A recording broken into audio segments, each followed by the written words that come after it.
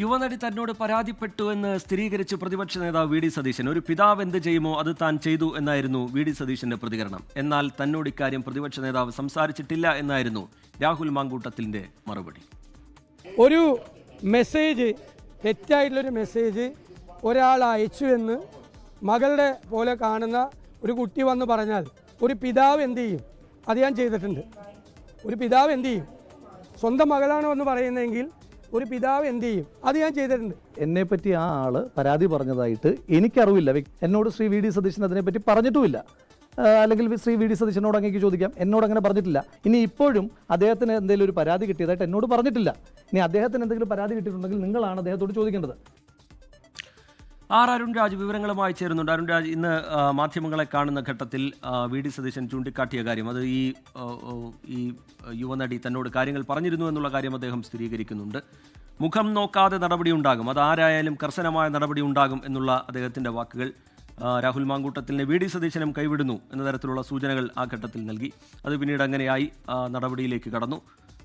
എന്താണ് V D സതീശൻ്റെ പ്രതികരണത്തിൽ നിന്ന് നമ്മൾ മനസ്സിലാക്കേണ്ടത്? എന്താണ് അരുൺ രാജ്?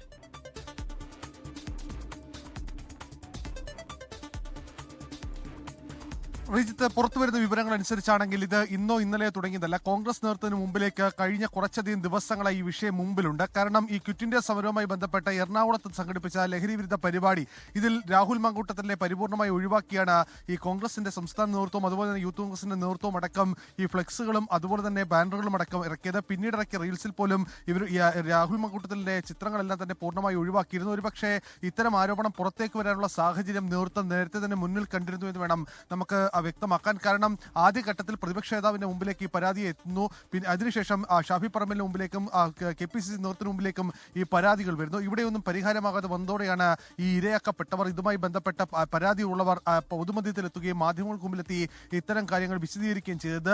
ഒടുവിൽ ഇത്തരം വിശദീകരണം അടക്കം രംഗത്ത് വന്ന സാഹചര്യത്തിലാണ് ഇനി രാഹുൽ മാങ്കൂട്ടത്തിലിനെ സംരക്ഷിക്കുക എന്നത് പാർട്ടിക്കും അതുപോലെ തന്നെ സംഘടനയ്ക്കും നാണക്കേടും ആപത്തുമാണെന്ന തിരിച്ചറിവിനെ തുടർന്നാണ് ഒടുവിൽ രാജി എന്ന നിലപാട് KPCC നേതൃത്വം സ്വീകരിച്ചത്. ഇതുമായി ബന്ധപ്പെട്ട നിർദ്ദേശം രാഹുൽ മാങ്കൂട്ടത്തിൽ നൽകുകയും ചെയ്തത്.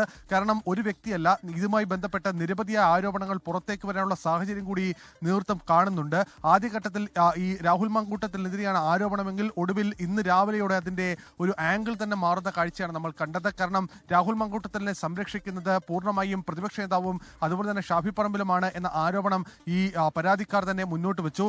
ഈ ആരോപണം തുടർന്നു പോയാൽ ഒരുപക്ഷെ അത് സമാനതകളില്ലാത്ത പ്രതിസന്ധി പാർട്ടിക്കുള്ളിൽ ഉണ്ടാക്കും എന്നുള്ള തിരിച്ചറിവാണ് നേതൃത്വത്തെ കൊണ്ട് നിലവിൽ സംസ്ഥാന യൂത്ത് കോൺഗ്രസിന്റെ അധ്യക്ഷ പദം ഒഴിയാൻ രാഹുൽ മാങ്കൂട്ടത്തിലിനെ കൂടുതൽ സമ്മർദ്ദത്തിലേക്ക് കാര്യങ്ങൾ എത്തിച്ചത്. പക്ഷേ അപ്പോഴും ബാക്കിയാവുന്ന ചോദ്യം MLA എന്ന പദവി, അതിൽ ഇനി എന്ത് നിലപാട് സ്വീകരിക്കുമെന്നുള്ളതാണ്. നേരത്തെ ശ്രീജിത്തും അതുപോലെ തന്നെ നമ്മൾ തന്നെ വിലയിരുത്തുന്ന കാര്യമനുസരിച്ചാണെങ്കിൽ മുകേഷിനെതിരെ ഇത്തരം ഒരു ആരോപണം വന്നപ്പോൾ MLA സ്ഥാനത്ത് നിന്ന് മാറി നിൽക്കാൻ CPM നേതൃത്വം പറഞ്ഞില്ല. പിന്നീട് എന്ത് ധാർമ്മികതയാണ് രാഹുൽ മാങ്കൂട്ടത്തിനെതിരെ ഉള്ളത് എന്ന ചോദ്യമായിരിക്കും സ്വാഭാവികമായും കോൺഗ്രസ് ചോദിക്കുക. പക്ഷേ അതിനപ്പുറം അത്തരമൊരു പിടിവാശിയിൽ ഉറച്ചു നിന്നാൽ കൂടുതൽ ആരോപണങ്ങൾ, കൂടുതൽ പേർ പരാതിയുമായി രംഗത്ത് വരാനുള്ള സാധ്യത കൂടി കോൺഗ്രസ് തള്ളിക്കളയുന്നില്ല. അതുകൂടി കരുതലോടെ വിശദാംശങ്ങൾ പങ്കുവെക്കുകയായിരുന്നു.